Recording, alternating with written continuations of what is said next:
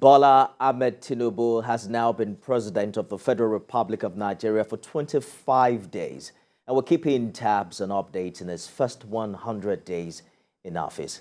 Thanks for joining us on the program. I am Nifemi Oguntoye. You can join the conversation now on Twitter using hashtag first 100 days. Remember to tag at TVC News NG. Well, the president has joined other world leaders for the closing ceremony of the new Global Financing Pact Summit in France. He met investors in Paris, saying that ongoing reforms, including the removal of fuel subsidy and unification of exchange rates, will be sustained for a more competitive economy that will attract foreign direct investment. He assured the delegation of Afrexim Bank executives that the federal government will continue to, stimulate the economy with policies that support investments in areas of Nigeria's competitive advantage, particularly agriculture. He's also expected to hold some bilateral meetings with various countries, including officials of France, the US, and Switzerland, in order to discuss possible ways of attracting FDIs. Let's begin this evening with an update with our State House correspondent, Femi Akonde, who joins me live from Abuja. Femi, the president is expected back in the country tomorrow. It seems the visiting dwindled at the villa in his absence. Do you expect a pickup in activities in anticipation of his return? Yes, naturally, the activities in the presidential villa will pick up as soon as Mr. President returns to the country. But let's not forget that the office of the vice president has also been quite busy. Yesterday, Vice President Kashim Shettima met with the Nigeria Governors Forum, the Bill and Melinda Gates Foundation, including the Aliko Dangote Foundation, to talk about financing healthcare, improving primary healthcare services in the country, where he also announced that in the next 4 years, his foundation will be spending $7 billion on healthcare in Africa and encourage Nigeria to access this fund and into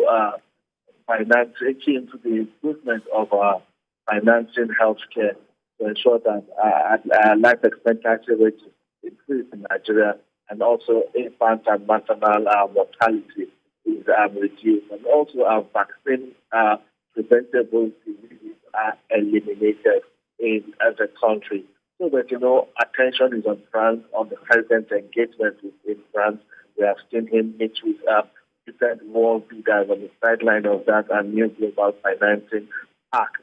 And we are expecting that, in the coming days, we will begin to see some of the manifestation and also the manifestation of these meetings he has held.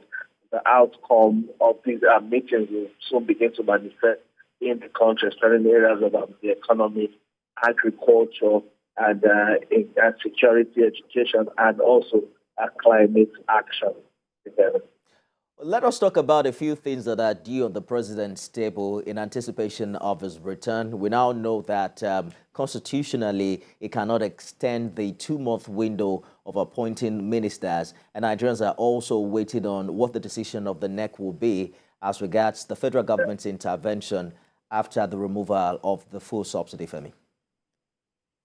Yes, we expect the president to return and get back to business of governing Nigeria. It's not as if it's even stopped with his trip to France, but we expect that in the coming days, as soon as he returns to office, we'll begin to hear more appointments. Most likely he will come up with a list of ministers that will be appointed to form the Federal Executive Council, send them to the National Assembly for confirmation. We also expect the federal government to sit down and then begin to come up with plans to roll out palliatives and other interventions that will help cushion the effect of the removal of petrol subsidy in the country. So there's a lot on the president's table to do as that returns from his trip to France. Well, Mr. President, in all smiles, cheering, hugging the French president. That's the video just showing by a picture, Femi.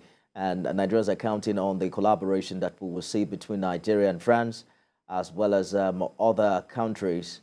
especially now that Mr. President is pushing the narrative of some of the changes he's made in the economy in his first few days in office, particularly the unification of the exchange rates and the removal of fuel subsidy. We're counting on him, meeting up all of these promises. But how soon do you think Nigerians can begin to feel the impact of all of these collaboration and foreign direct investments? Well, Nigerians can't wait to begin to feel the impact of all of these, and that is one of the reasons why they voted for him. Expectations are indeed quite high, and the president understands the responsibility on his shoulders. He understands he needs to meet the expectations of Nigerians. What we are hearing from the president's team is that in the long run, not all of these would be short-term benefits, but in the long run, we begin to see return of foreign direct investment. We are already hearing from investors say that Nigeria has sent good signals into the international community, indicating that the country is open for business, the economy is ready to welcome back foreign direct investment and would guarantee return on investment. And, they are saying that, all of this will help create jobs, create more economic opportunities for Nigerians, economic empowerment for Nigerians, especially trickling down to the poorest of the poor, who are the most vulnerable in the society. Well, there will be short-term benefits, but, overall, what is in the offing are long-term benefits for Nigerians.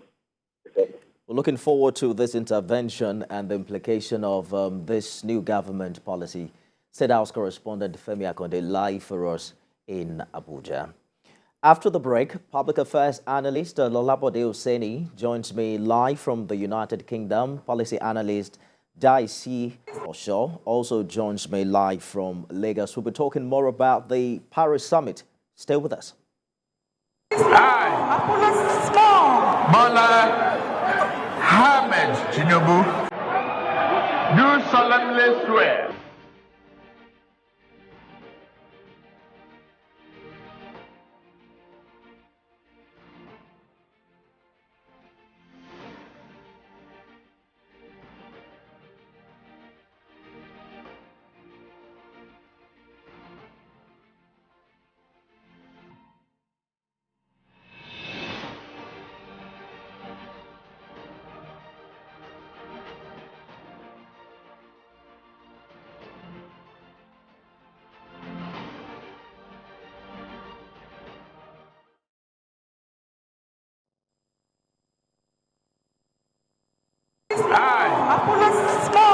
Bola Ahmed Tinubu, do solemnly swear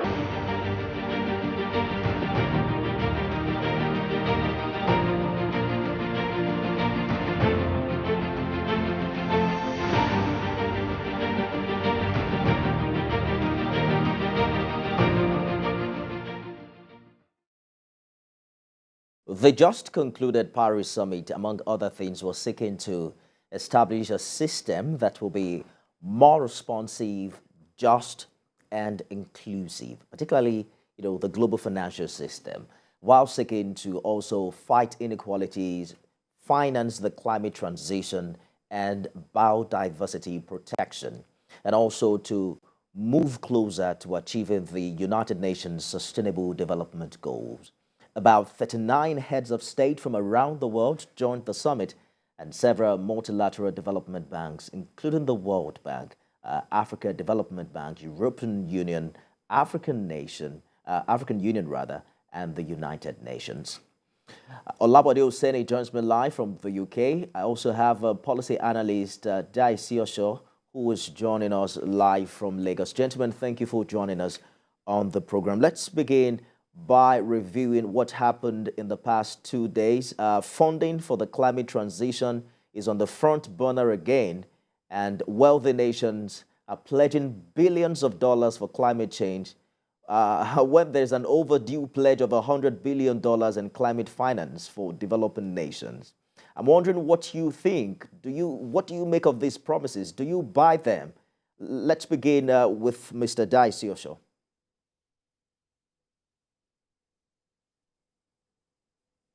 Hello, I barely hear you. All right, we'll work on that connection. Olabode Oseni, if you can hear me, do you buy this new commitment to funding the fight for climate change by global world leaders? Thank you very much for having me. I must also say the volume is very, very low. I'm struggling to hear you. And there's also a kind of echo going on. But let me try. If you can hear me.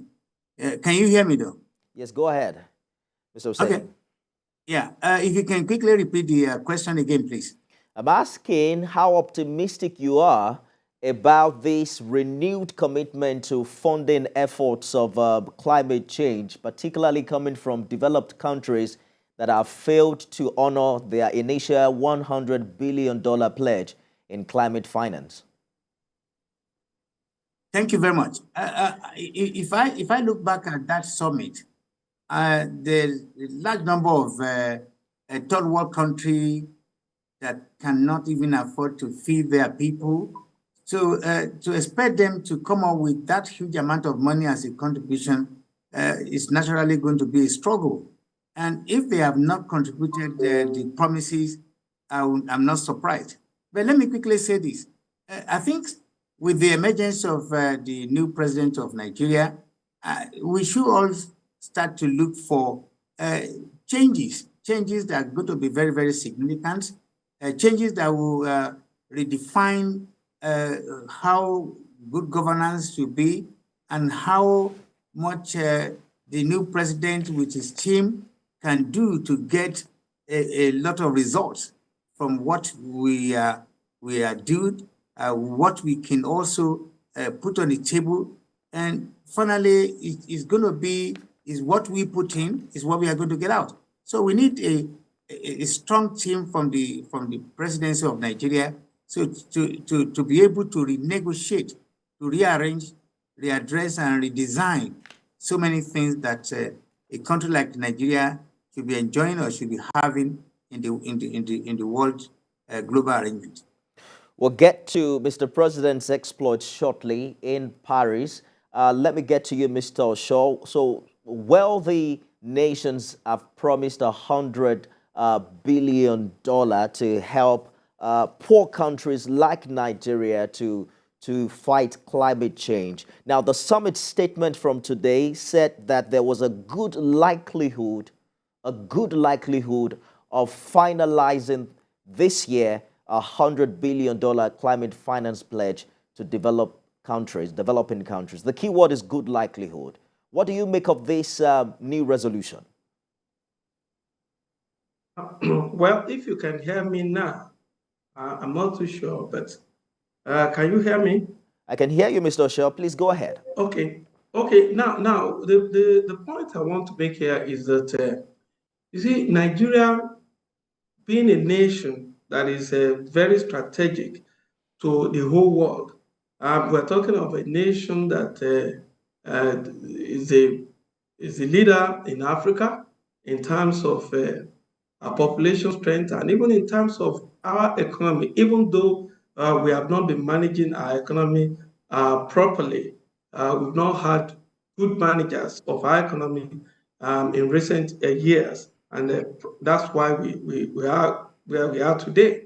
But to say that the economic summit is going to do what and what, I think we as a nation, we must also be prepared, to be able to tap into this. We must be the world leaders and the economics of this world must see Nigeria as a nation that is ready to receive all this, support, as it were. And I think to a large extent, I want to believe that many of the bilateral talks that Mr. President Bola Ahmed Tinubu will be going into is to reestablish and reaffirm and reinforce even the belief of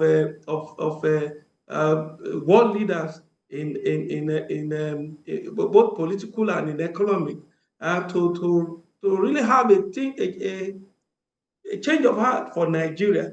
I mean, and to do this one, we must also, Mr. President must be ready to be able to do what I call a stable, must be able to prepare a stable economy. I must be able to be talking to them about issues around rule of law, that even when there are issues, of course, our courts will be very fair and just. And we will also be talking to them of this our mono economy, and that we are diversifying. And all of these things that Mr. President will be talking to these world leaders will probably begin to bring about another hope in Nigerian economy, another confidence. And I think to a large extent, our president is actually ready. And I think with one or two things that the decisions and the policies that proclamations that they have made in recent times are really give a signage Okay. to the fact that Nigeria is ready. Absolutely. Talking about the early days policy, perhaps I should bring Mr. Hosseini in very quickly. Mr. President is wooing investors into the country. I'm wondering how you think these early policies of, full subsidy removal and unification of foreign exchange rates better position the country for this much talked about foreign direct investments. Yeah, again, this is a very, very positive development. It is also, we need to understand that government is multitasking. There cannot be only one way of doing things. I can imagine that the issue of palliative arrangement to bring the issue of subsidy removal and all that kind of thing will be going on one side. I mean, another thing will be going on. So it's a multitasking arrangement, which I believe the president is capable of doing. And having said that, what is important here now is we need to reassert, we need to rearrange to regain the position where Nigeria as a great country is supposed to be. And that's why I have no doubt in my mind that the capacity of the president and his team in negotiating with the investors. Do also not forget that this is a business of they need us, we need them. So it's not going to be a one-way thing. Gone are the days when they just tell us what to do and we just take it like hook, line, and sinker. Today, we need to sit down with them and say, this is what you get, this is what you get, and this is, if we put this is what we... So really, there are many areas of where we can collaborate, we can work together. But again, what is important is the team of the president and to put the cards on the table to get them to understand that these are going to be our needs. Because if you look at the current economic situation, security is one of the biggest problems.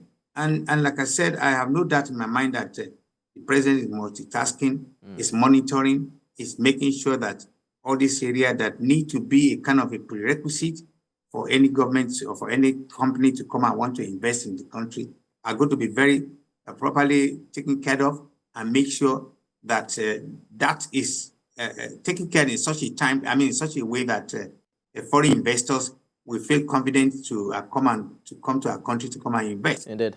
Finally, let me quickly submit. It's also very important that the education of the masses, the people, is also key. Again, I want to put that under the multitasking. So these major two areas of the care of the people is also put into consideration, because don't forget, when these foreign investors come into the country, they, within a short period of time, they can scan what is going on in the country and they can start making up their minds how they want to deal with us. And I hope this time around, that should not be an issue for the president to take care of. Mr. Osho, another important issue at the summit are the post-COVID debt burdens of poor countries and their plans to secure billions of dollars of matching investment from the private sector. For instance, the $7.3 billion that Zambia is owing China was restructured during the final day of this summit. How will this profit Nigeria with its rising debt profile?